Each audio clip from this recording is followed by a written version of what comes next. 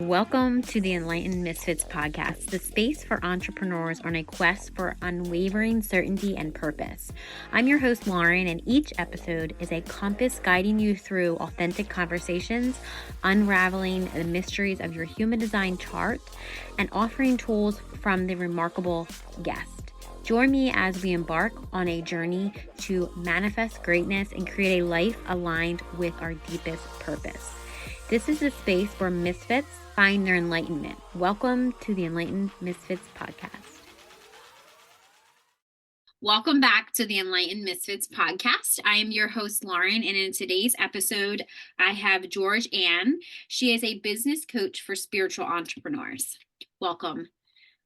So tell me a little bit about, I know before we started recording, you said something about you were a financial advisor. Yes. Can you tell us, and now you're a business coach. Now, I know you can talk about all money all day, like you said. Tell us a little bit about kind of where you came from, what had happened, and was there like a moment that you had, I can't do this, 9 to 5, corporate world anymore? Yes, absolutely. I'd love to. I'm happy to be here, Lauren, too. So thank you for having me on. Yes, I have been in the money world my whole adult life, in banking and investments and a financial advisor and a mortgage broker and everything. But it really started, I was in the banking world, and I was driving home from work. It was a beautiful day. I was listening to my music. Everything was fine. And then I get home and I, brought my work home with me because I was still having work that needed to be done. So I had my laptop open, all the files around my floor, because I would sit on the floor and do that at home. And I remember thinking that, I can't do this anymore. I'm stressed. I was a single mom at that point. Well, still am, but I was a single mom and had my 2 sons, and I was stressed. I was overworked, underpaid, as a lot of people are in the corporate world. And I just couldn't do the 9 to 5 anymore. I didn't know at that point what else I could do. And then a few weeks later, I received a random email that invited me to a seminar. And it was about a financial advising. So I went, and as the guy was up there, we were talking about public speaking. And as the gentleman was up there talking about the company, the program, how it all works, how, I would be in control of my destiny, of my finances, of my income, my soul just said, oh, this is me. This is what I need to do. And so I did. I signed up that night, and over the next couple of years, I took all of the courses to be a financial advisor, different licenses. I was life insurance licensed, all of those pieces. And over the few years, I worked both, right? My day job and then my financial advising in the evenings and weekends, and was finally able to leave my day job and become a financial advisor full time. And I did that for many years, 12, 13 years. And now I've switched into the business coaching. As I had talked with you before we started recording, is when I was a financial advisor, my clients were women primarily. Mm-hmm. And I did women financial seminars titled Wine, Women, and Wealth, right? We always had wine. I'm not a wine drinker, but I always had wine for the ladies. But it was that's interesting. I loved it. I just loved doing that. Because so many women rely on their husbands or their fathers or their CPA or whatever to take care of their finances. And so I saw that as an opportunity to really help women understand who they are financially, that money is not bad or evil. It's just a tool, right? It's just like energy. It is energy, right? So that's kind of led me now to to my business as being a business coach for spiritual entrepreneurs, because I see so many entrepreneurs that start their business, their yoga business or tarot reading or health business, anything, right, that is soul led. Mm-hmm. And they are told that just do what you love and the money will come. And that's true. I believe that's true. But if they don't charge what they're worth, or they don't know what to do with the money, or they're afraid to ask for money, then it's just they get discouraged and disappointed, and their energy, their light dims out, and it's just not the best thing. So that's kind of my, in a nutshell, journey from way back then to where I am now. Awesome. Yeah. Thank you for sharing that. I feel like Yeah. there's a lot of like really good golden nuggets that you had said. The one thing that stood out to me, especially because our audience listening, and I know from me when I first started, was that money story that I used to tell myself, or I should say that I guess it was like just something that was conditioned from all of us. Right. I feel like when it's like money is the root of all evil, or Right. that's one of the things that you said. And I feel like, so what would you say to somebody that like would start? And I love that you said tarot business, because I felt like that was like one of the businesses that I had, which was very successful. And I had a YouTube channel over like 100,000. I think it was like I got up to 200,000 like subscribers, and I don't really talk about that much, but when I did that like on the side, like before I knew, I didn't want anybody to know that I was like a tarot reader. Yeah. But I really do love reading tarot, so I did get back into it to do it for like just kind of like for free, because like just who wanted it, like the people that are connected with me now. And it's funny, a lot of the people that are in, it's just a Voxer group that I have, and they're like, wow, your messages are so on point. And I'm like, well, I'm just reading the energy. It's not, you think that I'm like, it's funny how people are, I'm just like, I could do this without cards, like, like, but people like that card, because I always tell people, if you want to do a tarot business, do it, because there is a lot, you could make a lot of money from it. And people are like, oh, well, I don't want to do tarot. I just had a conversation with a girl that she's like, I don't want to charge for my readings. I was like, why? Why wouldn't you do that? And she's like, well, then isn't it kind of like bartering? I'm like, well, I mean, unless you're going to call your mortgage company and say, I need to barter you, do you want a tarot card reading? Like that type of thing. Like, I understand that it is bartering, and a lot of people that I like, spiritual entrepreneurs or people that I work with, I will barter, like, if it's like a human design reading or they want a healing session, with something that they do, sure, I don't care. Like that is totally okay with me. But I'm like, when you're starting a business, you have to be able, first you have to do a lot of healing and deconditioning, right? And then it's like, okay, this is my price. That's just like me doing if somebody works with me one-on-one, I didn't start out telling people it's $3,000 to work with me one-on-one for 12 weeks. That would not feel safe to me at all for me to do that. But now I can say that, and it's either a yes or no for you. Like, obviously, there's a lot of value that I put behind that before I say that, but, when people say, I did this for free for a while too, like I did, coaching for free. So it's like, I started out there, 4 years ago, I wasn't telling people it was $3,000. Right. And it's like, getting to that point, because you just get that confidence and you know what you can provide. So I do love that. And I'm sure that you do the same thing. So the one thing I wanted you to kind of explain to the listeners is, if somebody's having, like right now, if somebody's having an issue of, I don't know if I'm good enough, or I don't know if I can provide this service, right, to match my what I'm like charging, what would you kind of say to them? Like, where is like the first step that I know this is like, could be a very long answer, but what would be the first step that you would say to them about like where they should start, if that's the thoughts that they're having? Right. Yeah, great question. And I'm in complete agreement with all that you said, right? That people are concerned or hesitate, right?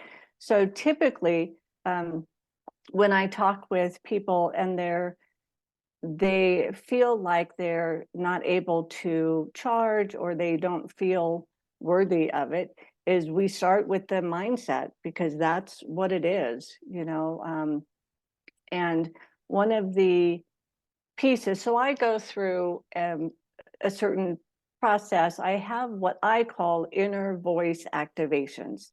I am Okay. also Reiki master, so I put the energy and the Reiki inside of the imbue, the meditations and stuff. I call them inner Mhm. voice activations. Oh, So okay. that's what I would start with, is Okay. being able to identify what their limiting beliefs are. We all have them, Right. and learn how to reframe them, and then put that reframing into usually I recommend an audio, right? And then they listen to it. I have some that are on my website, but it has, my Reiki love in it, right? Yeah. So Yeah. and it's more of the generic, right, for the belief or abundance. But I want people to create their own, right, based on their own limiting belief, so that we can then shift the limiting belief. You had mentioned about the quote is actually, the love of money is the root of all evil. But Yeah. I grew up with the money grows on trees, and it does, right? In my world, Right. it always Right. did. And I worked Right. for the bank, right, when I was Right. 18. So I Yeah. always had money, right? There was always Yeah. tens of thousands of hundreds of thousands of money around in the bank. Yeah. So that was what my belief, as I was growing up, is money does grow on trees. Of course, it got me into trouble a little bit debt-wise, because I kept thinking that, money grew on trees. Yeah. Um, so I've adjusted that. It still does grow on trees. Right. I talk to the universe, and when I need money, it magically appears, right? So Right. it Yeah. does. But it is really about shifting that, the self-belief in who you are at a subconscious level, and like what we had talked about before too, about being able to go deeper into the subconscious and possibly past lives. No, I personally don't do any past lives, but there's plenty of people Yeah. out that I could refer people to if they needed to do that. I myself went through a lot of past life healing to get to where I am today. Yeah. Yeah. I know. I often feel like a lot of people look at my success now. It's been, I guess, like maybe like I think it's been 5 years now, because I couldn't pretty much started my business. My birthday was yesterday, so I'm 35. So yeah, so about around 30. So it's been about 5 years that I've been really like I have my business. It's successful, and I have to say, like publicly, like on my podcast, that I didn't start really making six figures or even six-figure months. Like my 5 figure months, like my 5K months Yeah, were harder than my 10K months. And I'm not saying I make 10K every single month, but when I did that last year, it was probably like 2023, like really when that happened. I mean, that's like yeah, a couple years of me and I always believe that putting stuff back, like I always invest back into my business, because if not, hmm, I'm going to be buying all this crap that I don't need. And like you said, I don't necessarily feel like I had a scarcity mindset. I've never right, really had that, because I've always made six figure, like I've had, like that's my old job, my very successful 9 to 5. I made six figures. So it's like, yeah, it's not something. I still didn't have a good mindset then, because I would spend it. Like I didn't save it. Sure, I had a retirement, and I had a savings account, but I would be spending it on people, things, and places that didn't really matter to me. And I yeah, feel like that is where I'm like, gosh, if I only just saved all of that money, and then like in my healing, I had to learn what, like, to heal from codependent relationships. So it's oh like they yes, were always codependent on me. And I look back at my family lineage, and I know my mom, I love her, but I know that she'll be listening to this. And every single like male figure in like that I've I'm around, or my family, Yeah. except for maybe my grandma. Um, the women, and maybe my aunt will listen to this too, so don't take this personal, Yeah. Joanne, but they control the relationship. And it's Yeah. not even like money, I should say. Very dominant. I should just say that it's not a bad thing. It's just they're very dominant and they're very masculine. Well, I don't want to do that in my relationship. So it's like Yeah. I want to be more feminine.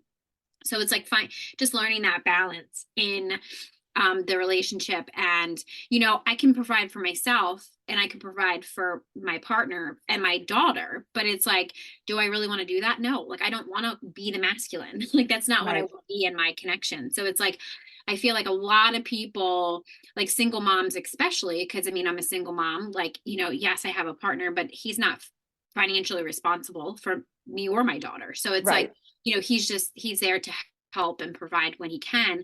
But it's also allowing that to come too, because I wasn't open to receiving that because I never had Yep. that. It was Yep. and I always envied the women that could stay home. They didn't have to go to work. I'm like, gosh, like I only wish I could be that person. Well, now I can be that person. Like I don't have to go to a 9 to 5. I Right. have my daughter home, and it's like it's not always easy either. Like it's like I Yeah. provide for myself too, but it's like, spirit definitely wanted me to learn. Well, you asked for that, so here you have it, and you're not happy. So it's like Yeah. just like millionaires, like they have like the mental health aspect, like you said, getting back to like the mindset, the mental health aspect. It doesn't necessarily mean, I'm assuming you're meaning like scarcity. Is it the difference Yes. between scarcity mindset and abundance? Okay. So Yeah, how exactly. Yeah. so how could um what are the differences between that scarcity mindset and abundance mindset when it comes to like maybe managing your finances? Yeah, great question. So with the scarcity mindset, it's typically just and I have been in abundance mindset my whole life. So it's hard for me to vision what a scarcity mindset thinks about, right? But it Right. is just that they feel like the glass is half empty. It's Okay. never enough. They're never going to have enough. And one of my dear friends, she makes over $1 million a year, and her husband at the time um, would would I don't really, complain isn't the right word, but would comment when they had to buy. In this case, it was a washer and dryer, and he didn't think they had enough money to do it. He was retired, so it was all her, money coming in. Did have his retirement income, Yeah. but just the thought of earning over $1 million a year, that we don't have enough money to buy a washer and dryer, it just doesn't connect. But that's what a scarcity mindset is. Okay. They feel like there's just never enough, and they have to hold on to what they do have Yeah. because it's not going to be enough. And then, as you had said earlier about being open to receive, they're not open to receive money coming in, right? So they're like closed up. Where the abundance mindset is more open and receiving and knowing that there is plenty, right? In my world, there's no competition. Everyone has their own energy and their own way of talking and doing things Yeah. that will attract the people that are meant to be theirs. And so when we talked earlier about the mindset, it is about scarcity and abundance mindset, but it's also the stories that they tell themselves, right? Like you had talked about with your family and your Yeah. lineage.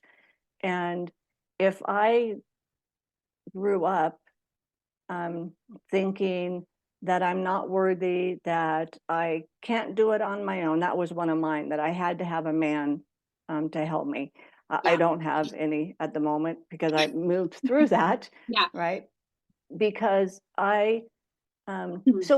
so the mindset shifting that I help with is more than just scarcity and abundance mindset. It's really about their um, beliefs of themselves. Can they do their own business? Do they have to have a man or someone else to do their finances, right? What do they believe themselves that we can work on? It just happens to be in the either business world or the financial world, right? Right. Yeah. Well, I think too, when you say that, like financial security, it's always Yeah. like you look at these Disney movies and you look at these like whatever movies, it's always like the man providing for the woman. Mhm. And now, especially with Pluto moving into an Aquarius, or it's in Mhm. Aquarius, that isn't a thing anymore. It's like Right. no more. Now, granted, yes, the internet is very masculine. We need structure. We need the masculine energy. But Absolutely. I love that things are being more balanced now. It's not so masculine driven. It's not going to be in the next couple of years. Things are going to kind of like change to so that because we need the masculine. It's not that we don't need them. Right. It just means that they need to be more feminine. They need to be more like calm down. Not everything has to be like go that hustle culture that like that you see out there. I don't Right. see it as much. I mean, I still see it, but I don't see it as much when it's coming to finances. And, Yeah. women are starting to, have online businesses, Uh-huh. still provide, still be the, feminine and, have the masculine outside working. But it's like, it's more, I love it. The only word that can Yeah. come is like harmony and like balance. So Right. I love Right. that. Yeah. Yeah, exactly. And it's really about the who people want to be, right? We had talked earlier about women wanting to stay home. That has never been me. My sister, she could have her babies and she Yeah. would stay home if she could. But I have always been very ambitious and driven and just wanting to do more and experience life. I'm a big traveler, so I love to be able to get out there and experience. So, but and I'm Aquarius like you.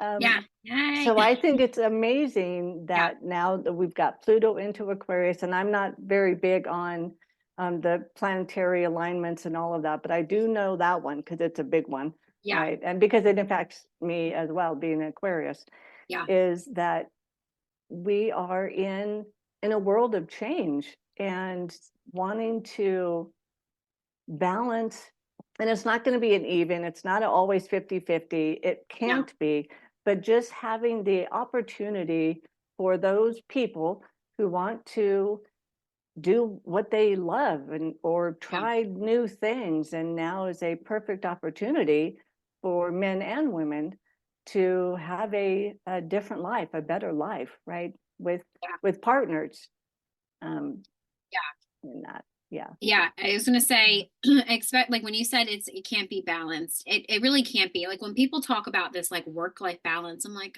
are you like, do you live in reality? Like it's Yeah. not a thing.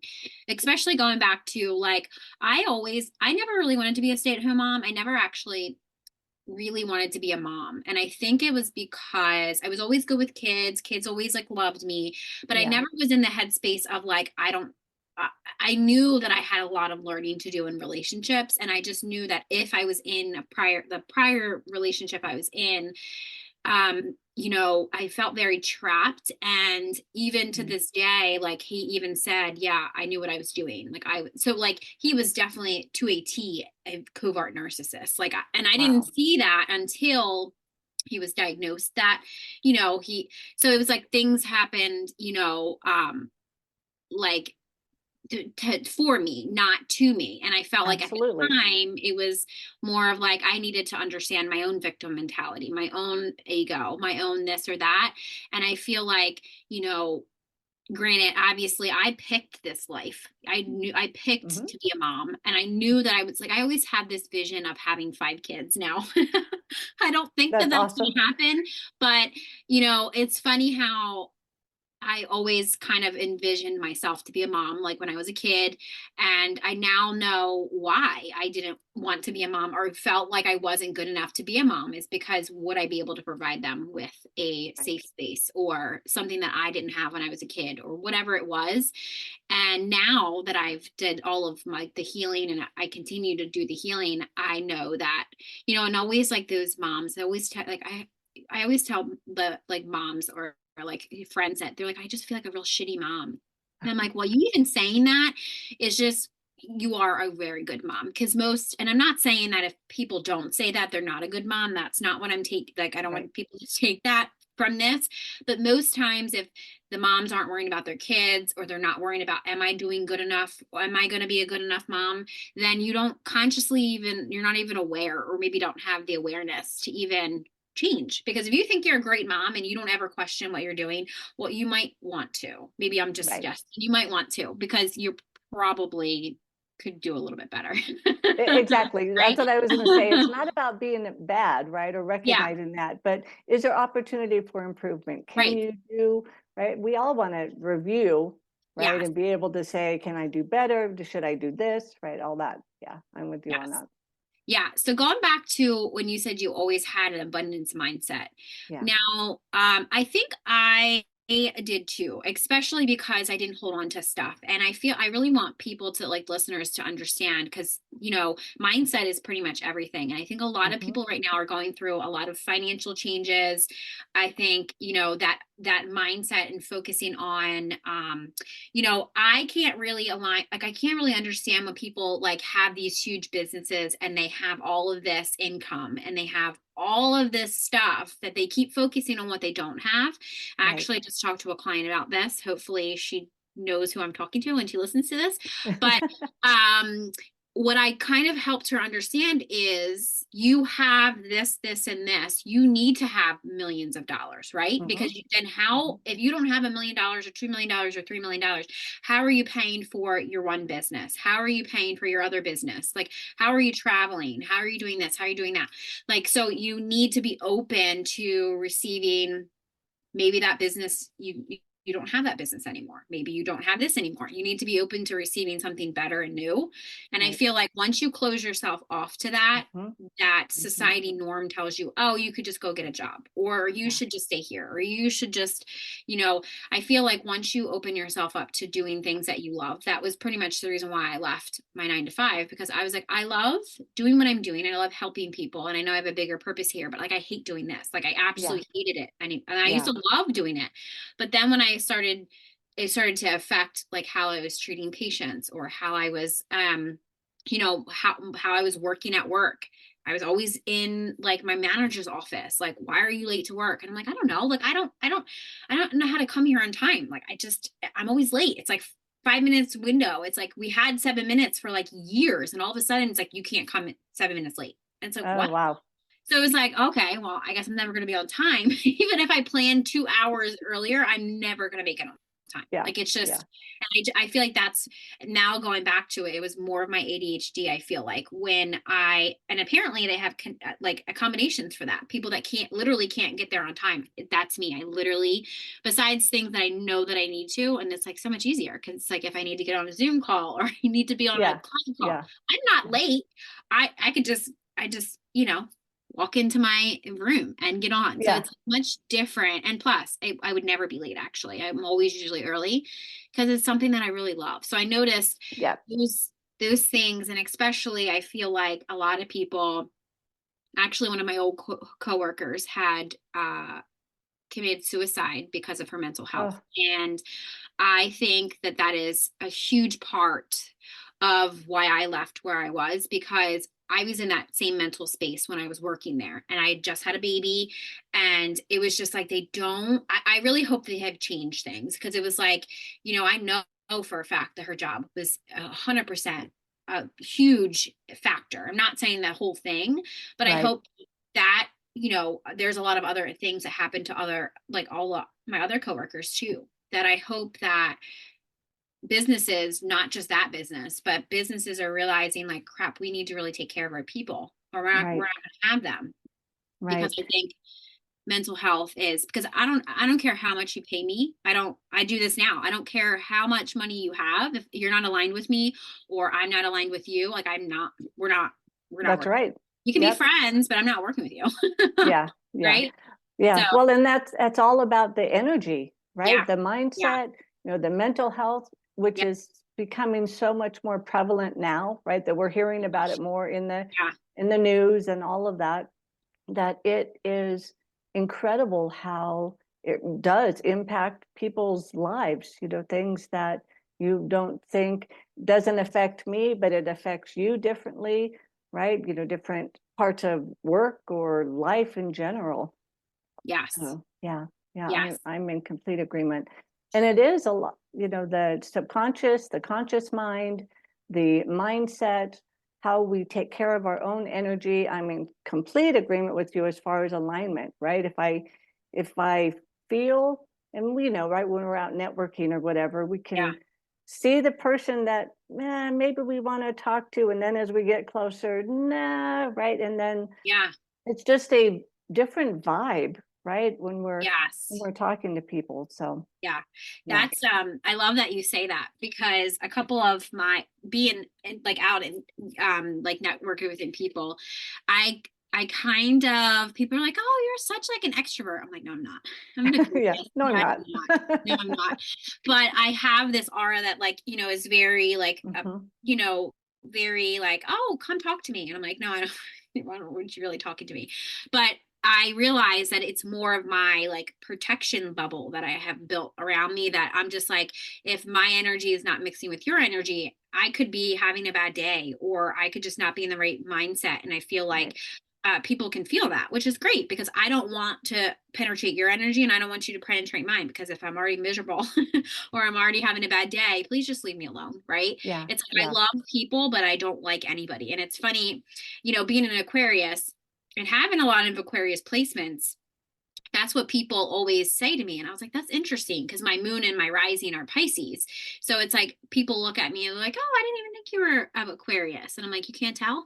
But then again, my ego is an Aquarius. So yeah, that Yeah. Yeah. definitely. Yep. Yep.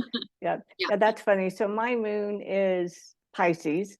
Oh, yeah. And oh no, my rising is Pisces and my moon is Aries. Oh, okay. But yeah, Okay. So yeah. you And have, I'm oh, on so the cusp of Capricorn. So oh, okay. Because I was going to say, you seem to me more of like a Pisces to me, yeah. but that's interesting. So you have three different elements in your big Mhm. three. Mhm. That's crazy. I'm like, woohoo, right? Yeah. All kinds of fun Like, stuff. let's But go, let's do yeah, it. And then it's yep, like, no, we're not really doing that. And then it's like your Pisces, like, come on. yep, yep, yeah, Yeah. yeah. I love That that. is so I love funny. that. Yeah. I love that. Yeah. Astrology has been something that has I love. I originally was like, I need to figure out how I can understand people. Because I would always, now my boyfriend, he likes guessing people's signs. I think it's the weirdest thing ever. I was like, why don't you guess them? He's like, I don't know, I just like guessing them. And he's usually right, especially because Pisces, he'll go like look at their eyes. He's like, everybody Oh, that's a Pisces have these certain eyes. Like, they're, I don't know.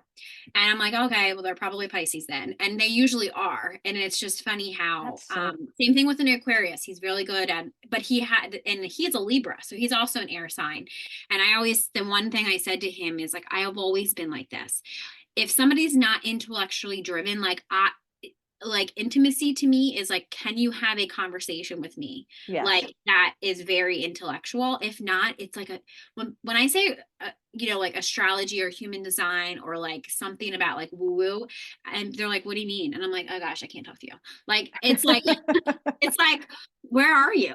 But I'm yeah, more like I'm really airy, 5D, very imaginative. When people are like, I yeah. don't Me have an too. imagination, Me too. and I'm Yeah. like, how are you not having an imagination? Like, but it's conditioning. It's like they do Yeah. when they were kids. They probably had imaginary friends. It was just not accepted. And it's Right. not like, most people tell me like, oh yeah, I haven't. I'm like, you can't imagine that. It's like, gosh, I could imagine everything that I have now. It's like everything that I imagined prior. And it's like, Right. and it's like just keeps getting bigger and bigger and bigger. And I Right. just love that, because Yep. Yep. it keeps me like very, now sometimes I could be a very big imaginer. Like Yes, sometimes me I'm like, too. let me be a little bit more logical here. Yeah, me too. Yeah. Yeah, and it reminded me when you talked about, because I know you do the human design. So I'm a Yeah. projector on the human Oh, design. okay. So am I. That's Ah, interesting. oh, that's right. I think I did know that when I first joined your Facebook group. Yes. I think That's actually, now right. that I'm Yeah, talking, did I connect with you through the docu-series? I No. don't remember. I don't, No? I don't Okay. I remember. thought I was gonna say I didn't know if I did a call with you through the docu-series. Mm-mm. Melissa's okay, okay. I thought that maybe I did. Okay. Yeah. No, So no. I'm a emotional projector, 6'2" emotional projector. We'll have to see what I'd have to look at mine. The emotional projector sounds familiar. The yeah, emotional sounds familiar. I know I'm a projector. I know that. yeah. Well, I'll that's have all to that look matters. at my Yeah, chart. Right. yes. But That's awesome. yeah, Yeah, that's it's cool. interesting. A lot of people that I've had like as guests on the podcast are either 6'2", which be their just their profile. So it's like their behaviors and like how they like their lessons here. And Uh-huh. then um that or they're or manifestors or they're projectors. And usually manifestors are like my best friends. You manifestor are as very closed off, but with a projector, like they're really good business partners because they have those Love it. ideas. They're not going to bother you. They don't want to be bothered. They just want to initiate and inform and move on, and the Yeah. projector is really good with like they just like to be in their own energy. So Yeah. it's really, and then mixed with a generator. They're the one that builds everything. Nice, nice. Generators love me and they want me to do like all this stuff with them. I'm like, I'm sorry, I don't have all this energy for you. I wish I could. I Yeah, used to yeah. operate that way, but I cannot anymore. Yeah, yeah. Yeah, I'm Yeah, like you. I've got so many ideas. I mean, if you yeah, could see my wall in front of me, I have all these sticky notes. I probably yeah, have 100 sticky notes with all of these ideas and things I want to do. And it's like I just currently don't have the energy to do them all. So it's okay. yeah. Let's focus on a Yes. couple. Yeah. I Yeah, that's actually cool. I just brought on a VA that's a generator, manifesting generator. Oh, nice. I used to have a generator that was a VA, but it was like I was kind of like I felt like I was micromanaging her. I'm like, I don't understand what's going on. Like, usually you guys have these great ideas, you could do it, but I don't know if she was going through something personal. But Uh, she it's amazing the like what I have all these ideas, and she's like, gosh, you have all these ideas, and like they're just amazing. And then like she implements them, she builds it, she like yeah, whatever I that's, need, and it's yeah, different too because a lot of people this is the first time I've really besides last year I had a VA, so it's interesting. yeah, I'm like, oh, I don't want to do all this anymore. Oh, this is like amazing. yeah, yeah. Yeah, Much I have a good VA too. The challenge with that is he doesn't, like a lot of solopreneurs or entrepreneurs, he doesn't really know the finances. So when I talk about my yeah, finance ideas, he's like, okay, right? Because he's just yeah, doesn't, he's yeah, great at creating, he's great, like he's created my workbooks and different things like that. But when I talk about money, he just, love him to death, but he's just is not, doesn't connect those dots yeah. yet. I am. I did everybody's chart. There's about like 4 or 5 different recommendations I got, and I was like, "Can I? This is weird. You're gonna think this is That's very weird, but awesome. I need to do your human design chart to see if you'll be able, like, if we're gonna be very." So it's funny. One of the girls was like, "I'm gonna start doing that to my clients, like Yeah. my potential VA." I'm like, "You should, because I'm telling you, you're gonna set yourself up for failure if Hmm. you take on working with somebody because she's a VA. She's a very successful VA, and she has a couple of businesses. I was like, you're going to set yourself up for failure. So Yeah. she actually interviews them too. And I was like, you should be able to. And if somebody that's not willing to do that, I would not want to work with them. Right. Like, because that would benefit both of them. And plus you're doing their Hmm. human design chart. Like you're Right. telling them. So I think looking at a human design chart, like, because I'm sure there has to be somebody out there that is good with finance, probably somebody with the gate of detail in their head center Ah, that they okay. can, not that you could, not that you're probably like, what the hell are you talking about? But if you just remember gate of detail in their head center, I think it's, yeah, it is in their head center, that will be very good with money. Or Okay. they Yeah. have, it's a money line gate. Literally, it's just called a money line gate. That is Nice. that's going to be really good with. Okay. Yeah. Good to know. Yeah. Good to know. All right. Yeah. Because, So well, and there's so many corporations too now that do the Enneagram or other, personality or other um, tests and assessments like that. I mean, yeah, and for years, right back one of my other businesses years ago, we did the attribute testing for teachers. And it was fascinating how some people were more geared to be a teacher and some, even though they were a teacher, not so much geared for that. So yeah. it's really amazing. I love all those types of assessments. Yeah. Really great. Me and actually a friend are working together of trying to build a program that a software pretty much that we could sell to people like these big corporations that have her business expertise, but also teaching about how to hire because like that's Oh yeah, literally exactly. Yep. that's if they just do this program and they do what they like, if they build their business, because society should be built the way that human design is. It's not and Yep. it's never going to be, but Right. what you could do in your business is build it the way that human design is and you would have a very run you will never have to micromanage people. That's Like you're right. not going to have to give people like this or that. They're going to do what they're here, obviously some deconditioning, but they're Right. here like generators are not supposed to be managers and every single manager that I've known is a generator and I'm like you guys are not supposed to be there. A projector or manifestor are usually the managers. Yeah. Yeah. Society's not built that way. Yeah. Yeah. Society's Yeah. not built that way. And it's Yeah. not They're gonna just in matter. the, I'm sorry. They're No, just it's in the okay. Go ahead. wrong, they're just in the wrong job. I mean, Yeah. I've been a manager for decades, right? And Yeah. we know that I didn't have the terminology, right, Yeah. with the human design, Yeah.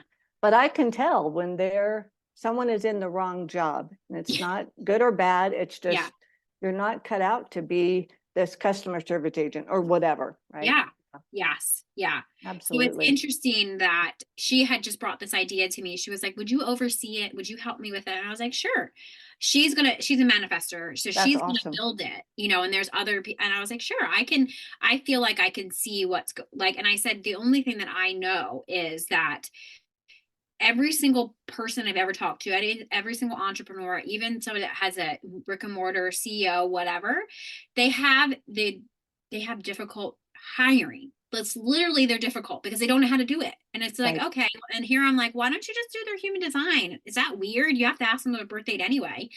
And then somebody was like, wow, that is so amazing. She's like, do you have like a program? I was like, no, but I'm creating one. So Nice. that's Yeah, my that'll be idea. great.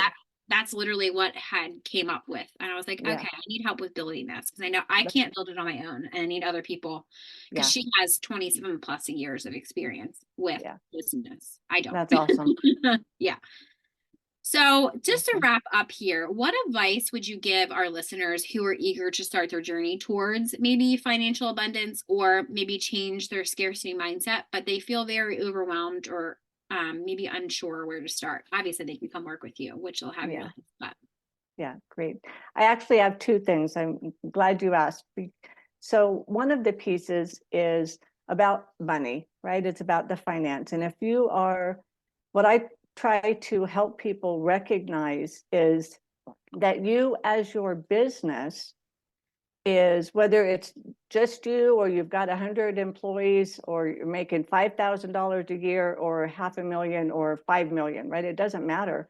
yeah, If you truly understand, just at a foundational level, even of your finances, what your income is, what your expenses are, what your net loss or net profit is, understanding that will help you guide your business to success. Now, I understand all that, but I still have a tax person, right? I don't do my own yeah, taxes, yeah, but I know when we have our strategy call, I know what she's talking about, right?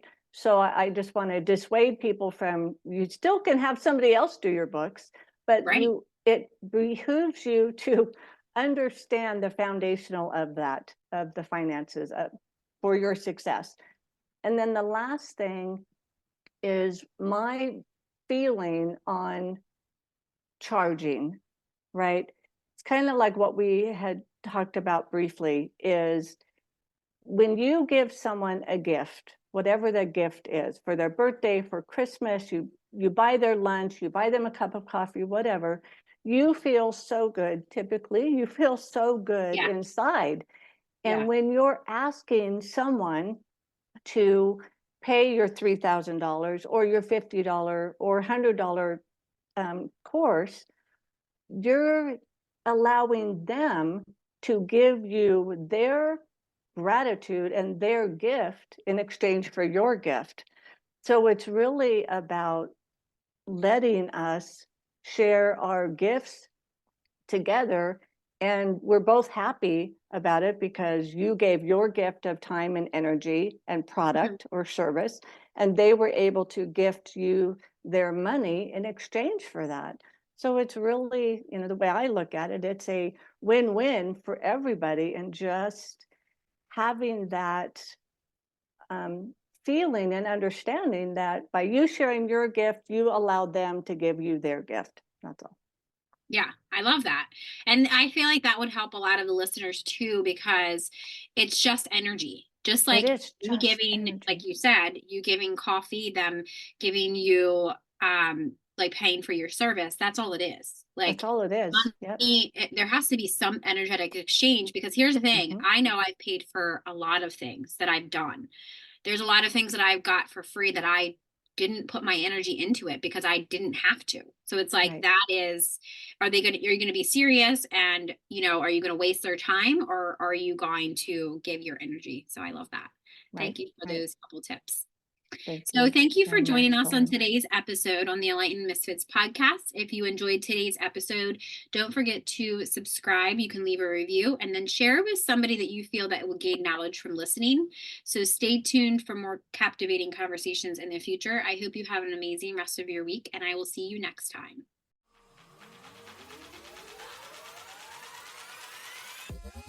Thank you for joining us on another enlightening episode on the Enlightened Misfits podcast.